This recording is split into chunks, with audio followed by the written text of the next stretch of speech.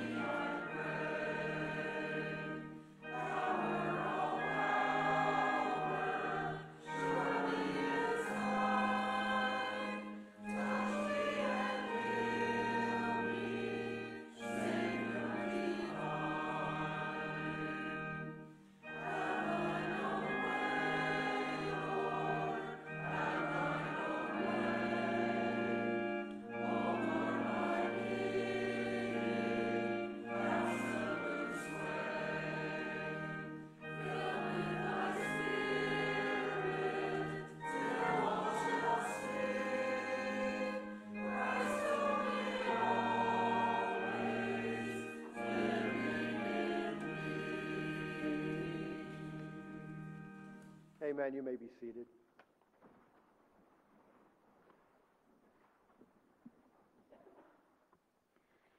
Please join me for the opening sentences.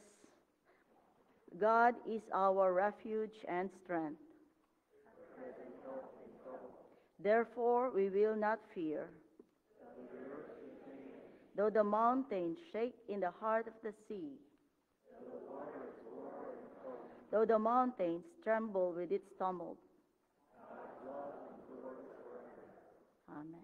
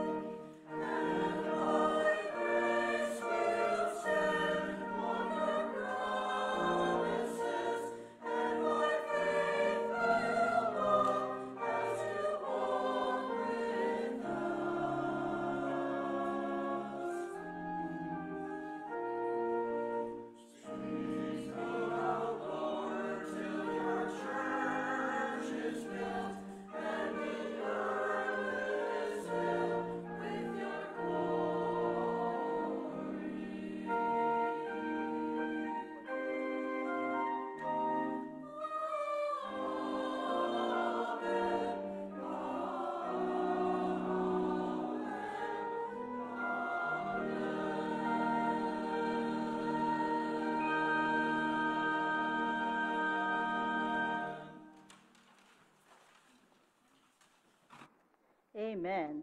Thank you. Our community choir. For the scripture reading, we are going to read Joel chapter 2, verses 1 to 2 and verses 12 to 17 from the New Living Translation.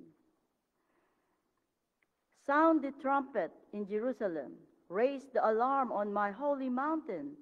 Let everyone tremble in fear, because the day of the Lord is upon us.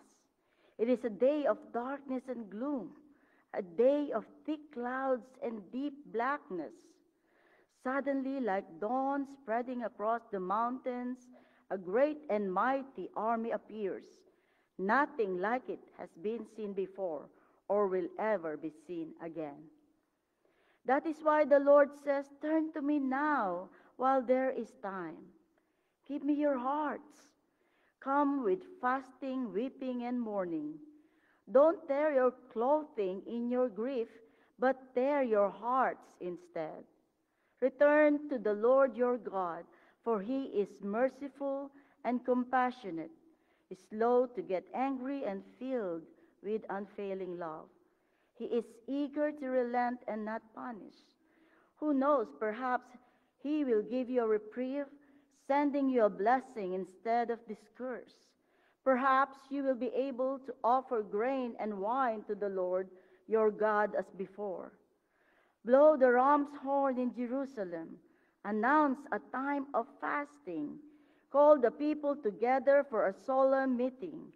Gather all the people, the elders, the children, and even the babies. Call the bridegroom from his quarters and the bride from her private room.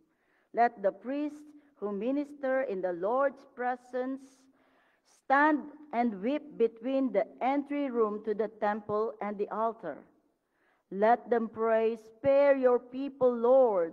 Don't let your special possession become an object of mockery.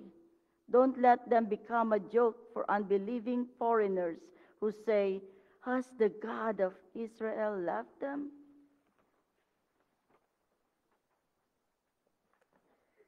I read our second reading from 2 Corinthians chapter 5, verses 20, all the way to chapter 6, verse 10. God is making his appeal through us. We speak for Christ when we plead, come back to God. For God made Christ, who never sinned, to be the offering for our sin, so that we could be made right with God through Christ. As God's partners, we beg you not to accept this marvelous gift of God's kindness and then ignore it. For God says, at just the right time I heard you. On the day of salvation I helped you. Indeed, the right time is now. Today is the day of salvation. We live in such a way that no one will stumble because of us, and no one will find fault with our ministry. In everything we do, we show that we are true ministers of God. We patiently endure troubles and hardships and calamities of every kind. We have been beaten, put in prison, faced angry mobs, worked to exhaustion, endured sleepless nights, and gone without food. We prove ourselves by our purity, our understanding, our patience, our kindness, by the Holy Spirit within us, and by our sincere love. We faithfully preach the truth. God's power is working in us. We use the weapons of righteousness in the right hand for attack and the left hand for defense. We serve God whether people honor us or despise us, whether they slander us or praise us. We are honest, but they call us impostors. We are ignored, even though we are well known. We live close to death, but we are still alive. We have been beaten, but we have not been killed. Our hearts ache, but we always have joy. We are poor, but we give spiritual riches to others. We own nothing, and yet we have everything. Please stand as we sing our next song, Just As I Am.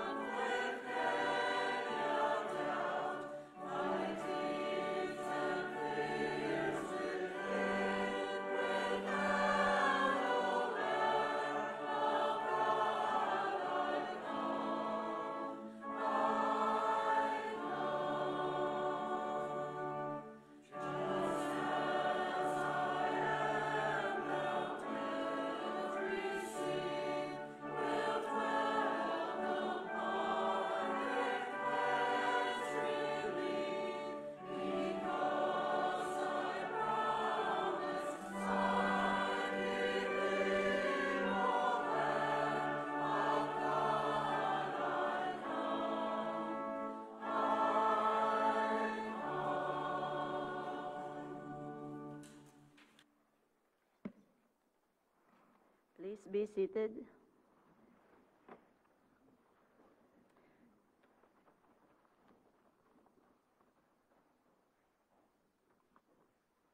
It is wonderful to see the body of God together. Friends, today we are entering into a centuries-long tradition, a season of spiritual preparation. Ash Wednesday marks the beginning of Lent, a 40-day period of fasting, repentance, and spiritual renewal leading up to Easter. It's a solemn day when Christians reflect on their mortality, sinfulness, and the need for God's grace. Ash Wednesday dates back to the early Christian church. Its origin traced to the late 6th century. The first clearly documented Ash Wednesday observances were during the papacy of Gregory the Great around 590 to 604 AD. The ashes placed on the forehead in the shape of a cross symbolize repentance and serve as a reminder of Genesis 3:19, where God tells Adam, "For you are dust, and to dust you shall return." The practice emphasizes the need for humility and turning away from sin, preparing ourselves for the celebration of the greatest, wonderful event in Christian history, the resurrection of Jesus Christ. There were 3 ministers, not the 3 of us, talking about prayer in general and the appropriate and effective position for prayer. As they were talking, a telephone repairman was working on the phone system in the background. One minister shared that he felt the key was in the hands. He always held his hands together and pointed them upward as a form of symbolic worship. The second suggested that real prayer was conducted on your knees. The third suggested that they both had it wrong. The only position worth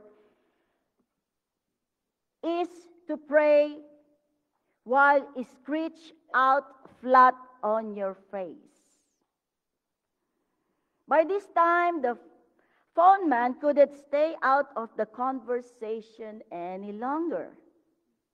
He interjected, "I found that the most powerful prayer I ever made was while I was dangling upside down by my heels from a power pole suspended 40 feet above the ground." It depends on our situation.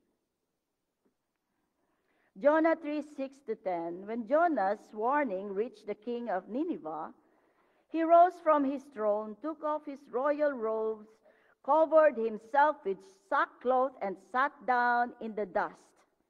This is the proclamation he issued in Nineveh. By the decree of the king and his nobles, do not let people or animals, herds or flocks taste anything. Do not let them eat or drink, but let people and animals be covered with sackcloth. Let everyone call urgently on God. Let them give up their evil ways and their violence. Who knows? God may yet relent and with compassion turn from his fierce anger so that we will not perish. When God saw what they did and how they turned from their evil ways, he relented and did not bring on them the destruction he had threatened. Let us pray. Lord,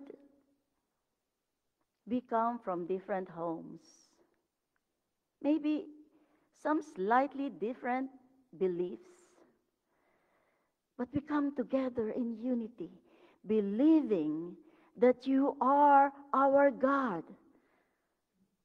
That when we come together as your body, you are very much eager to listen than we are to pray.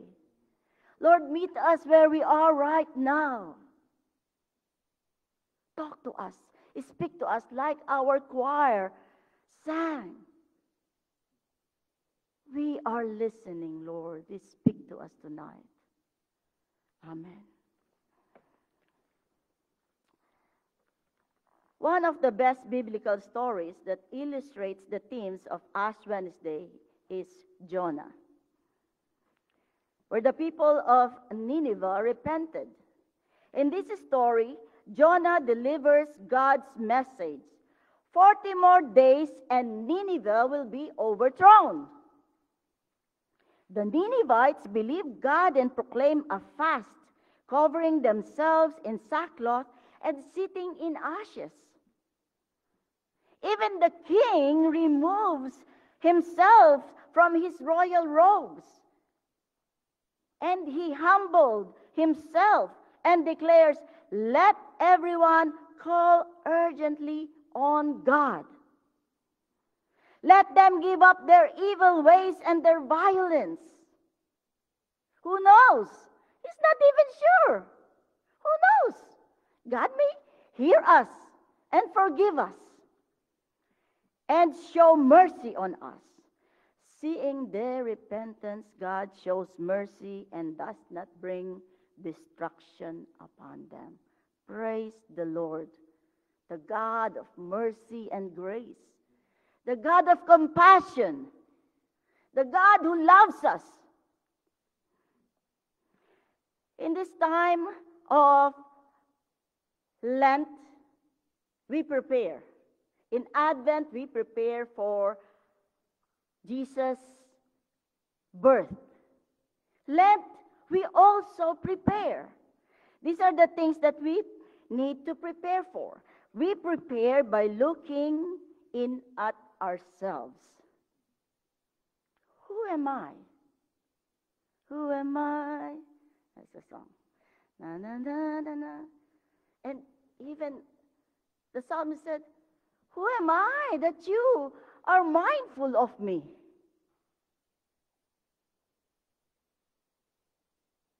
When we were born, we did not have anything. Anything. Who has a silver platter when they were born? Who has clothes when they were born? We all had nothing. That's a great leveler. We all are created by God with nothing. Let us look at ourselves. We will all die. That's a great leveler. Not unless God miraculously just snap you out from earth and take you from Him, from earth to Him. But that's the natural order of the universe, of the earth. So as a human, for all have sinned and fall short of the glory of God. Romans 3:23. We are all sinners. Let's look at ourselves. We cannot say, oh, that sinner is in the church again. Oh, Lord, I thank you, Lord, because I'm not like that sinner. We cannot say that. We are all sinners. Let us look at our humanity and iniquity.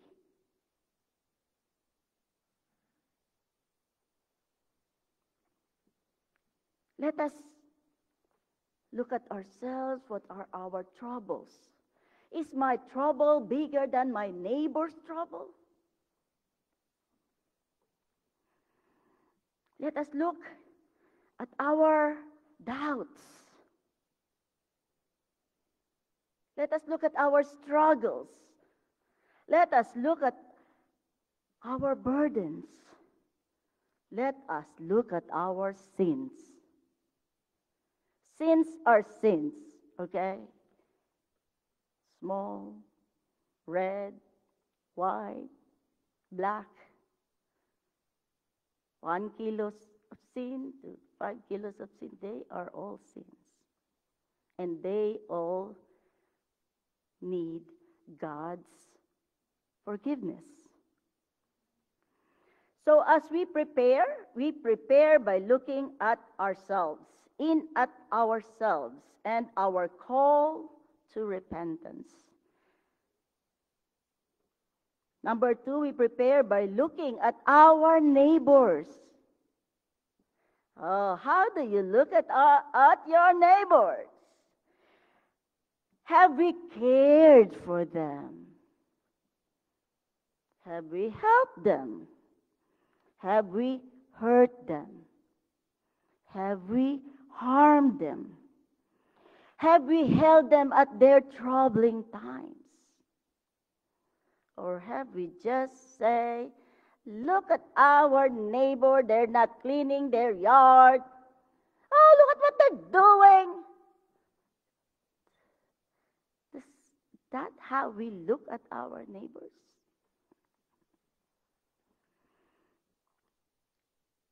We prepare by looking at our neighbors and have a lens of sympathy and compassion. Number 3, let us prepare by looking to God. Who is God? Who is God to you? When we look to God, He welcomes our questions. God is open arms who restores our relationship and renews our humanity. God is more eager to listen to us than we are to pray. God is always reaching out for us to have a relationship with Him. And what are we doing? How many times do we even look up to God? I am sometimes, not sometimes, most of the time, guilty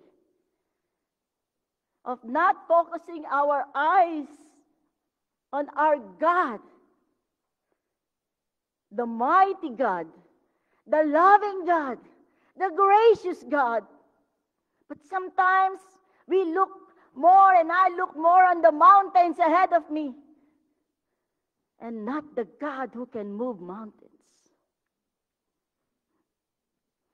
God is a vision of love, compassion, restoration. When we look at God, it highlights the cross. We have a 40-day Lenten journey, and it's studying the hymns. And today we studied, what did we study, Mr. Ferd?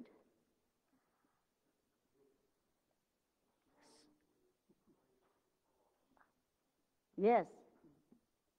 Who knows what, Mr. Dave? Yeah, me too. I forgot. That's why I'm asking you. When we survey the cross,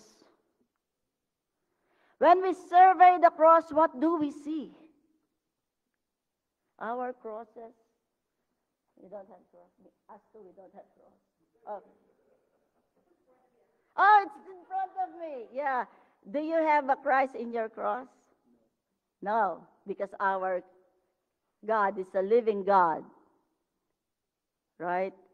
But sometimes I miss seeing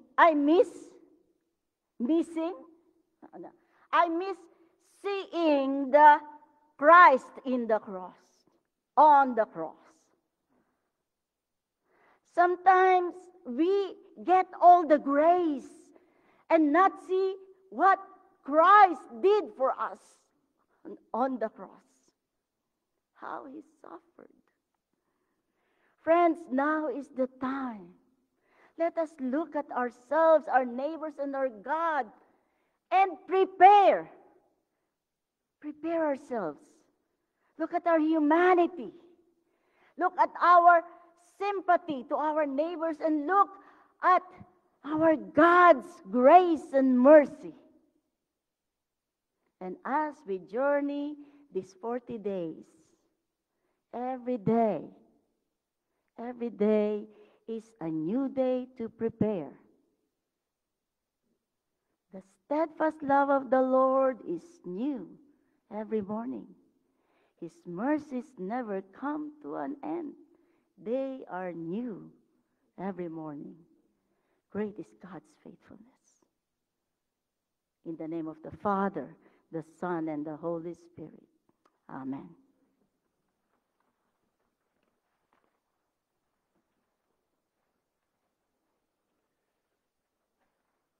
The offering that we receive this evening will go towards our community dinner church. Yes? No?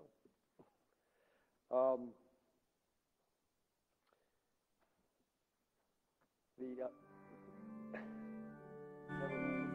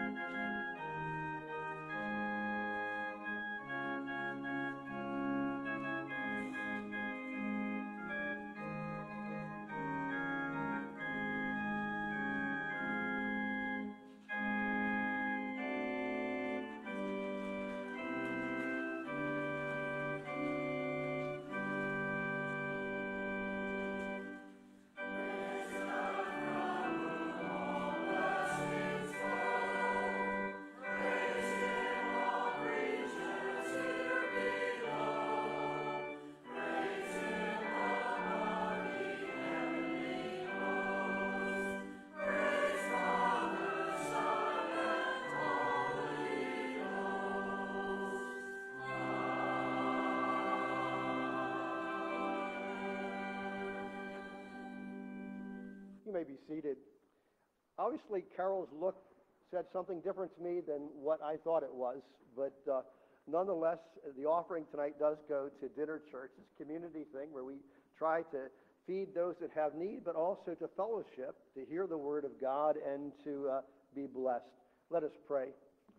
Well, Father God, we thank you for these offerings. We thank you for community ministries that bring us together as local churches, as we care for those among us.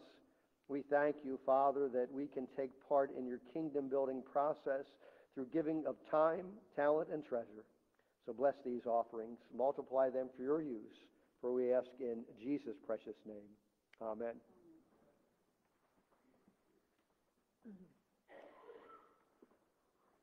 Holy God, we confess to you and to one another that we have sinned by our own faults in our thoughts, our words, and our actions. We have not loved you or our neighbors with our whole hearts. We have failed to do justice and to love mercy and to live humbly. We have left many things undone that would bring justice and equality to the human community. We continually store up possessions and earthly treasure and neglect the true treasures that you offer.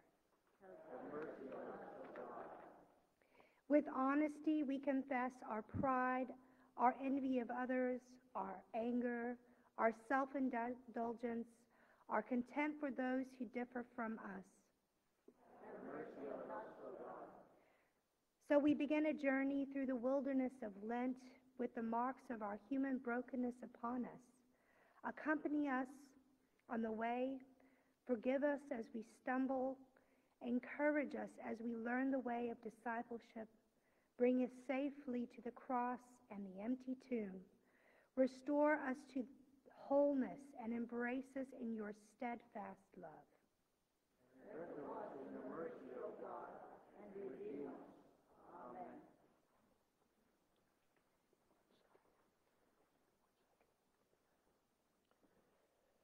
Dear brothers and sisters in Christ, let us ask our Father to bless these ashes, which we will use as a mark of our repentance. O God, you desire not the death of sinners, but their conversion. Mercifully hear our prayers, and in your kindness be pleased to bless these ashes, which we intend to receive upon our heads, that we who acknowledge we are but ashes and shall return to dust, may through a steadfast observance of Lent gain pardon for sins and newness of life after the likeness of your risen Son. Amen. In a moment, I will invite Pastor Jess and Pastor Nova to have the imposition of ashes. But I wanted to just think out loud with you for a moment. The Lenten season affords us the opportunity to dig in deeper with God. We need the Lenten season. We need a time to pause from the things that pull us away from God. There's so many things that we encounter every day, and if we're not careful, we can spend so much time doing things that really don't have a lot of redeeming value.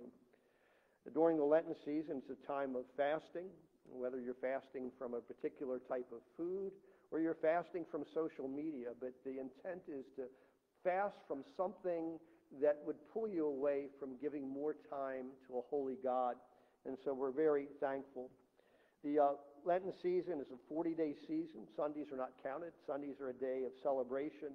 And it always begins on Ash Wednesday and ends at midnight, the Saturday before Easter. Ash Wednesday begins a period of time in which we journey once again to the cross. Ashes were used in ancient times to express mourning, as Pastor Nova said. Dusting oneself with ashes was the penitent's way of expressing sorrow for sin and faults. The significance of ashes is a reminder that we are created from the dust of the ground, and to dust we shall return. We place ashes on our head in the sign of the cross as a sign of repentance. In the devotional journey to the cross, Tom Heisey, the former librarian of Evangelical Theological Seminary, states, fasting and ashes must be outward signs of inward repentance. The Bible speaks of the application of ashes and sackcloth as a way for people to express mourning of loss and sorrow of sin. Ash Wednesday begins this time of fasting, a time of repentance, a time of moderation and striving to live a life of spiritual discipline. We need these times throughout the year to pull us back from the world that's constantly seeking to pull us further and further away from God. So I invite Pastor Jess and Pastor Nova. We'll form two lines, and you can come forward to receive your ashes this evening if you would like.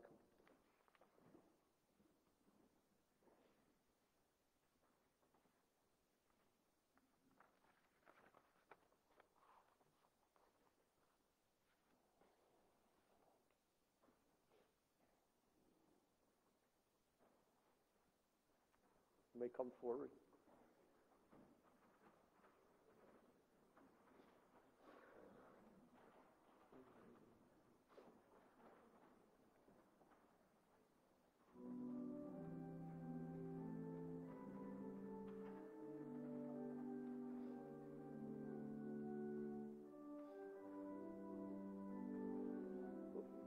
Marie?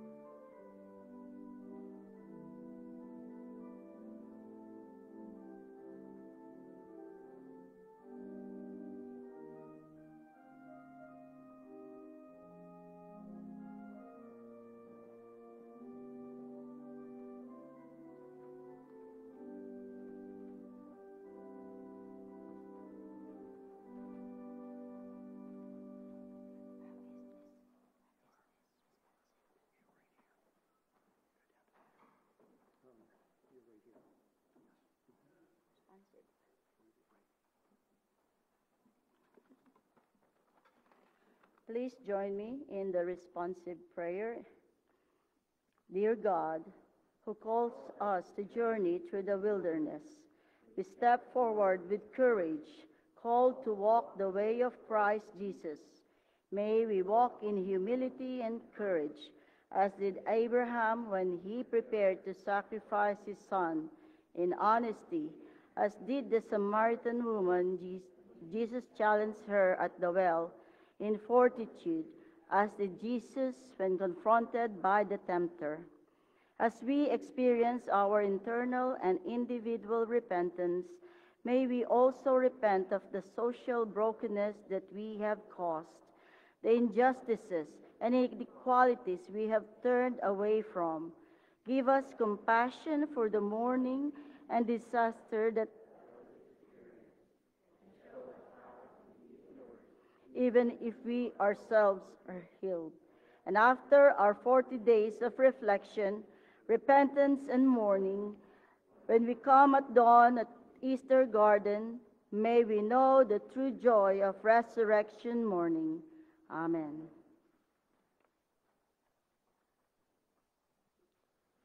Let us stand for the Lord's Prayer.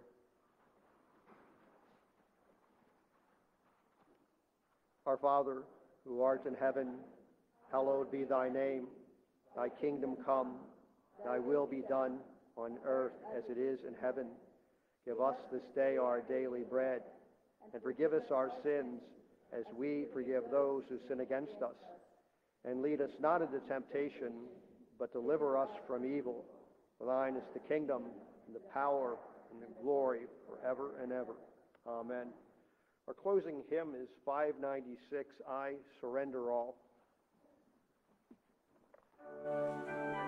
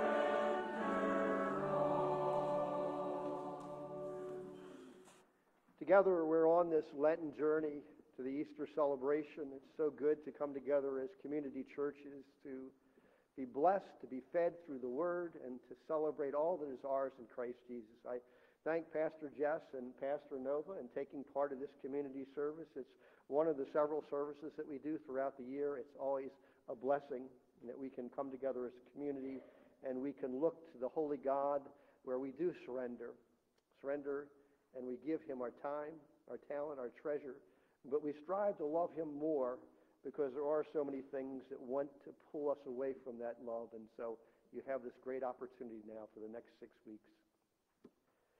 Begin the journey with courage and commitment, marked by your humanity. And may the blessing of the one who walks the pathway with you sustain you in love. In the name of the Father, and of the Son, and of the Holy Spirit. Amen and amen.